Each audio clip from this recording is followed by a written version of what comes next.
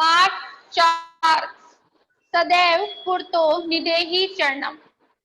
श्रीधर भास्कर वर्णेकर ने अपने इस गीत में चुनौतियों को स्वीकार करते हुए आगे बढ़ने का आह्वान किया है। आह्वान मतलब उन्होंने लोगों को कहा है कि सब चुनौतियों को स्वीकार करते जाओ और आगे बढ़ते जाओ। श्रीधर राष्ट्रवादी कवि हैं जिन्होंने इस गीत के द्वारा जागरण और कर्मठा का संदेश दिया है। बेटा वो एक राष्ट्रवादी कवि है। राष्ट्रवादी कवि मतलब हमारे देश से प्रेम करने वाले, हमारे राष्ट्र से प्रेम करने वाले ऐसे कवि हैं जिन्होंने लोगों को अपने देश के प्रति देशभक्ति की भावना को जागृत करने और आगे बढ़ने और कर्मठता मतलब अपने देश के लिए सारे कार्य करने, सारे महत्वपूर्ण कार्य करने, इन सब चीजों का संदेश दिया है। जैसे कि आप लोग कल जानते हैं कि कल हमारे देश में 15 अगस्त मनाया जाएगा, स्वतंत्रता दिवस। इस दिन हमारे भारत को आजादी मिली थी और किससे आजादी मिली थी? अंग्रेजों की गुलामी से। ठीक है ना। इस चीज को ध्यान में रखते हुए इस कविता में श्रीधर भास्कर जी ने हमारे देश के बारे में वर्णन किया है। हमारे देशवासियों से, भारतवासियों से उन्होंने निवेदन किया है कि जब हमारा भारत गुलाम था तब हमें किस प्रकार की यातनाएं सहन करनी पड़ती थी, लेकिन हमें जब तक हम अंग्रेजों से लड़ेंगे नहीं, उनके साथ जूझेंगे नहीं, तब तक हम आजादी नहीं पा सकेंगे। इसलिए वे देशवासियों तुम आगे बढ़ते रहो और अंग्रेजों से टक्कर लो। ठीक है, इसलिए वो देशवासियों कह रहे हैं कि आगे चलो, बढ़े चलो। ठीक, अब किस चीज के लिए बढ़े चलो? हमारे देश को, हमारी मातृभूमि को, भारत माता को आजाद कराने के लिए। चलिए स्टार्ट करते हैं। चल चल पुरतो निदेहि चरणम, सदैव पुरतो निदेहि चरणम। कवि श्रीधर भास्कर जी ने कहा है चलो चलो हे देशवासियों, चलो चलो, आगे कदम रखो, सदा ही आगे बढ़ते रहो, रुको मत, सदैव आगे चलते रहो, सदा आगे बढ़ते रहो। चलो चलो, आगे कदम रखो, सदा आगे बढ़ते रहो, पीछे मत आओ। गिरि शिखरे ननु निज निकेतनम, विनिव यान नगारोहणम, बल शीघ्रम भवति साधनम, सदैव पुरतो निदेहि चरणम। कवि श्रीधर भास्कर जी कह रहे हैं कि निश्चित रूप से ही पर्वत की चोटी पर अपना घर है। मतलब पर्वत की चोटी उन्होंने किस चीज के लिए कहा है कि हमें अंग्रेजों पर क्या करना है? कब्जा कर लेना है, अंग्रेजों को इस देश से बाहर निकालना है।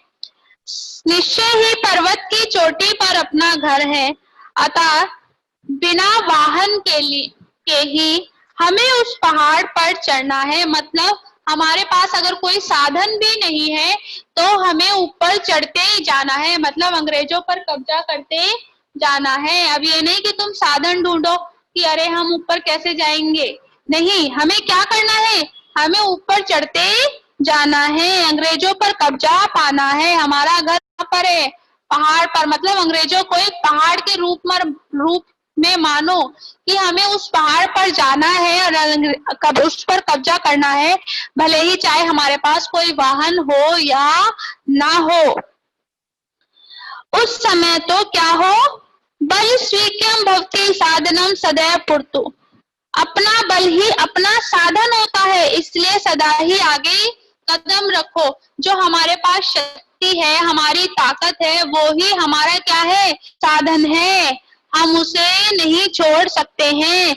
हमें, हमारा वाहन क्या है? हमारी बल, हमारी शक्ति, हमारी ताकत।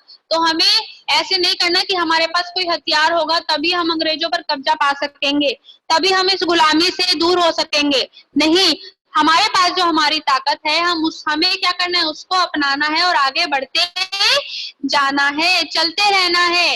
ठीक है। पथि पाषाण विषमा प्रखरा, हिंसा पशुवै परितो घोरा, सदुष्कर खलु यद्यपि गमनम, सदैव पुरतो निदेहि चरणम। कवि श्रीधर भास्कर जी कह रहे हैं रास्ते में अजीब तरीके से, विचित्र तरीके से, नुकीले उबड़ खाबड़ पत्थर, चारों ओर भयानक चेहरे, हिंसक व्यवहार करने वाले पशु घूमते हैं। मतलब उन्होंने ब्रिटिश समाज के लिए यह कहा है कि अब जब तुम अंग्रेजों पर कब्जा पाओगे, ठीक है, हमारे देश को गुलामी से आजाद करवाओगे, तो बहुत सारी कठिनाइयां तुम्हारे पास क्या होंगी, आएंगी। तुम्हें बहुत सारी यातनाओं का सहन करना पड़ेगा, बहुत सारे अत्याचारों का सहन करना पड़ेगा। लेकिन हे वीर क्रांतिकारी, तुम्हें इन सब चीजों से नहीं डरना है, आगे बढ़ते जाना है। उन्होंने बेटा विचित्र, नुकीले और उबड़ खाबड़ पत्थर, अत्याचारों को कहा है, यातनाओं को क्या है, सहन करने के लिए। और चारों ओर भयानक चेहरे और हिंसक व्यवहार वाले पशु घूमते रहते हैं। उन्होंने चारों ओर भयानक चेहरे और हिंसक व्यवहार वाले पशु अंग्रेजी सेना के लिए कहा है, ब्रिटिश सेना के लिए कहा है कि ऐसे हिंसक, जो मतलब मारने वाले पशु क्या है, वो इधर चारों तरफ घूमते रहेंगे, तुम्हें मिलेंगे भी, लेकिन तुम्हें उन सब चीजों से क्या नहीं करना है, तुम्हें उन सब चीजों से डरना नहीं है और तुम्हें आगे बढ़ते जाना है, भले ही चाहे तुम्हारे ऊपर कितनी विपत्तियां और कितनी मुसीबतें आए। ठीक है बेटा।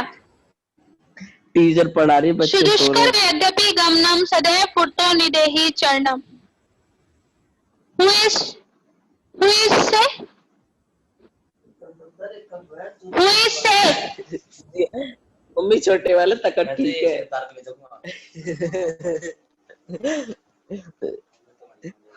तकत लेके चलेंगे भैया, छोटे वाला। Arnav Chaudhary. Yes ma'am. Why are you laughing? And why are you saying? Ma'am, I am not. My small brother. On your video.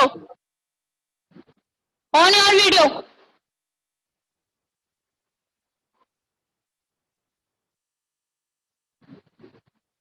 I am complaint principal, sir. Okay?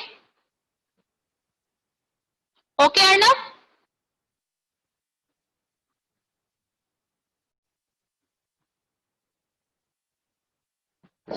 सुदुष्कर खल्लिहु यद्यपि गमनम सदैव पुरतो।